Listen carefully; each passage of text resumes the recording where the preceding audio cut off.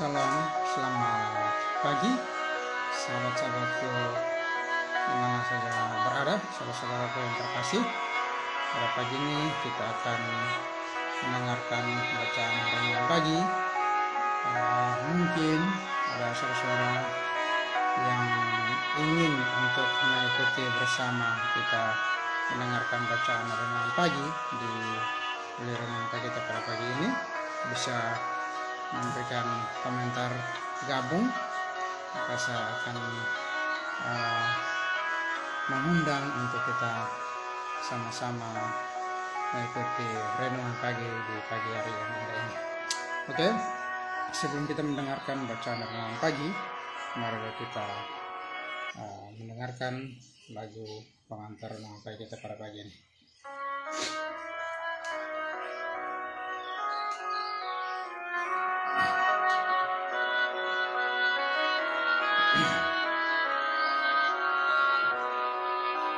Jalan serta Yesus selalu sejahtera, kemana saja aku dipimpinkannya. Tanpa Tuhan sukacitaku hilang, jalan serta Yesus selamanya senang. Dimanapun saja tidak ku gentar, jalan serta Yesus aku bergema. Serta Yesus takkan sendiri aku, meski sobat sangkal Yesus milikku.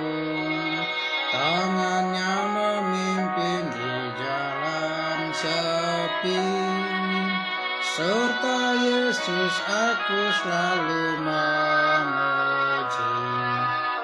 Dimanapun saja tidak ku gentar, jalan serta Yesus aku bergema.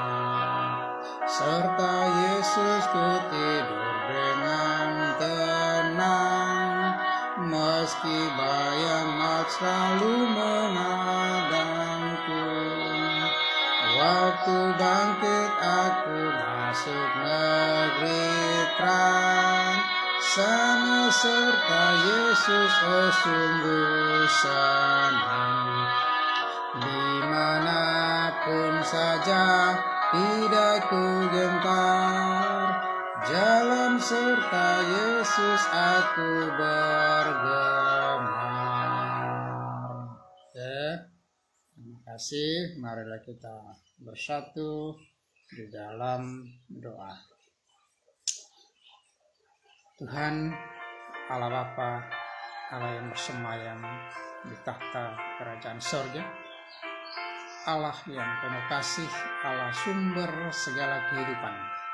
Terima kasih pada pagi ini kami boleh bersyukur karena Tuhan sudah melindungi kami sepanjang malam dalam tidur kami.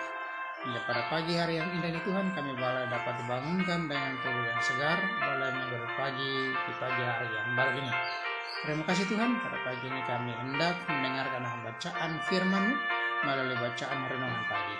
Biar menerangi kami dan kuasa Roh Bapa, agar kami boleh dapat mengerti dan memahami dan juga mendapatkan hikmat pengetahuan akan sabda-Mu. Dengan itu ya Tuhan, kami boleh bertumbuh di dalam kerohanian kami beriman kepada-Mu ya Tuhan. Terima kasih Tuhan, di dalam nama Yesus Kristus kami berdoa dan mengucap syukur kepada Bapa di sorga. Amin. Oke, bacaan renungan pagi kita dan pekabaran kesehatan pada pagi ini, hari Minggu 23 Maret 2025, dengan judul Dipercayakan Ujian-Ujian. Ayatnya di dalam Ayub pasal 1 ayat 8. Lalu bertanyalah Tuhan kepada iblis, apakah engkau memperhatikan hambaku Ayub? Sebab tiada seorang pun di bumi seperti dia, yang demikian saleh dan jujur, yang takut akan Allah dan menjauhi kejahatan. Kita pikir kita punya banyak ujian. Bagaimana rasanya kehilangan 7 anak laki-laki bila kita menempatkan diri sebagai Ayub. 3 anak perempuanmu, semua pelayanmu, dan ribuan domba, unta, dan sapi di dalam 1 hari. Kemudian sebelum kita punya waktu untuk pulih dari keterkejutan, kita tidak diberitahu bahwa kita juga telah kehilangan semua harta benda. Jika kombinasi peristiwa tersebut tidak cukup untuk sebuah cobaan yang menyayat hati, kita sekarang dihajar dengan bisul yang menyakitkan dari kepala hingga telapak kaki, menambahkan tercaan terhadap luka kita. Pasangan kita berkata, "Kutuklah Tuhan, lalu matilah." Syukurlah kepada Tuhan atas kisah Ayub yang berseru dalam kesakitannya, "Sekalipun dia membunuh aku, namun aku akan tetap percaya kepadanya." Ayub 13 ayat 15. Kisah ini memberikan pandangan khusus mengenai pertentangan antara Kristus dan iblis yang sedang berkecamuk atas setiap jiwa. Iblis melontarkan tuduhan, "Ayub melayani engkau hanya karena apa yang dia dapatkan darimu." Tuhan harus meneluskan catatan Ayub dengan mengizinkan dia untuk diuji sampai sejauh mungkin. Tuhan membuktikan bahwa Ayub tidak melayani dia karena segala berkat-berkatnya, melainkan karena ia mengasihinya. Tuhan membuktikan bahwa Ayub dapat dipercaya. Bagaimana dengan Anda? Apakah Anda bersungut-sungut dan mengeluh ketika Anda diuji dengan cobaan yang berapi-api? Buatlah bahwa Tuhan berupaya menunjukkan bahwa Anda memang layak untuk Dia percaya. Jika Anda tunduk pada api pemurnian, semua sampah akan hilang terbakar habis dan karakter Anda akan bersinar seperti emas yang paling murni. Anda akan menjadi seperti Yesus yang membuat Anda dapat dipercaya di alam semestanya yang tanpa dosa. Inilah pemikiran yang menenangkan hati. Kehadiran Bapa mengelilingi Kristus dan tidak ada yang menimpanya kecuali diizinkan oleh kasih yang tak terbatas itu yang menjadi berkat bagi dunia ini. Inilah sumber penghiburannya, dan itu adalah untuk kita. Orang yang dikaruniai Roh Kristus tinggal di dalam Kristus. Pukulan yang ditujukan kepadanya jatuh kepada Juru Selamat yang mengelilinginya dengan kehadirannya. Apa saja yang datang kepadanya datang dari Kristus. Dia tidak perlu melawan kejahatan karena Kristuslah pembelanya. Tidak ada yang dapat menjamahnya kecuali seizin Tuhan. Khotbah di atas bukit halaman 82.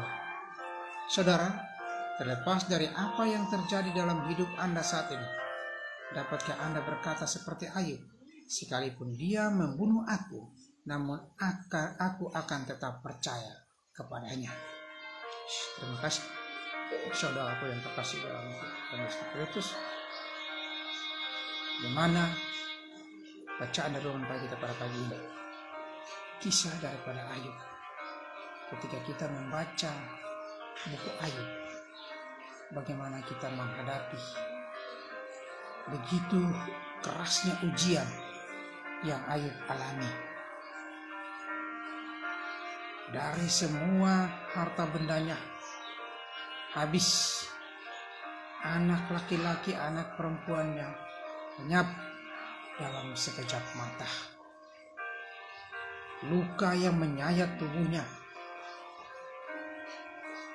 dari kepala sampai kepada telapak kaki. Duduk tersipu di atas debu yang mengerikan di dalam kesakitan oleh karena tubuhnya yang disayat. Sungguh sangat menderita Ayub. Sungguh sakit yang mengerikan ketika istrinya datang mengatakan kepada Ayub, "Kutuklah Tuhan Allahmu, lalu matilah."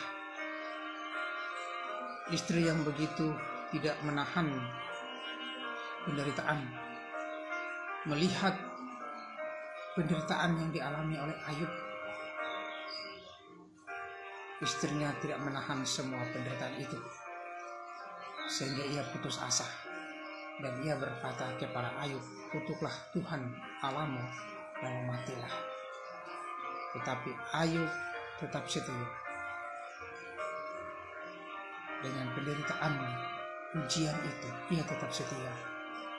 Ia mengatakan, "Sekalipun dia membunuh aku, namun aku tetap percaya kepadanya. Sekalipun Tuhan mengambil nyawanya, Ayub tetap setia." Iblis memutarbalikkan fakta, berkata bahwa karena Tuhan memberkati Ayub, sehingga Ayub setia kepada Tuhan. Tetapi Tuhan meluruskan perkataan itu, mengatakan bahwa karena Ayub mengasihi Tuhan, sehingga ia berhak mendapatkan semuanya itu. Saudara-saudaraku yang terkasih di dalam kita Yesus Kristus, jangan kita setia kepada Tuhan untuk mendapatkan sesuatu, tapi marilah kita mengasihi Tuhan, karena Tuhan telah lebih dahulu mengasihi kita.